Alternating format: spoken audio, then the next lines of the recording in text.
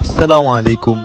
আমি এখন আছি সিলেট শহরের সবচেয়ে পবিত্র এবং ঐতিহাসিক জায়গায়, হযরত শাহজালাল রহমাতুল্লাহ আলাইহি এর মাজারে।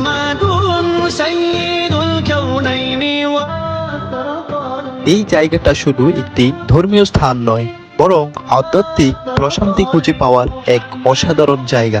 হযরত শাহজালাল রহমাতুল্লাহ আলাইহি 13 শতকে ইয়েমেন থেকে সিলেটে আসেন। তিনি ইসলাম প্রচার, আধ্যাত্মিক শিক্ষা এবং মানবতার বার্তা ছড়িয়ে দেন। তার জীবনধারা আর শিক্ষা আজও লাখো মানুষের জন্য অনুপ্রেরণা।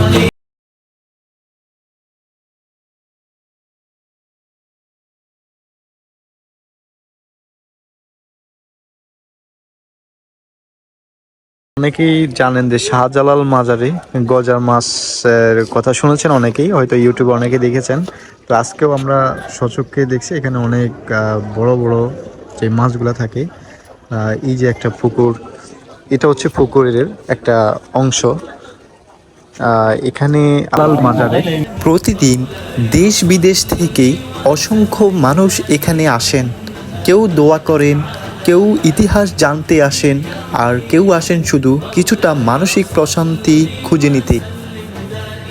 ইতিহাস, ঐতিহ্য আর আধ্যাত্মিকতার অমূল্য প্রতীক।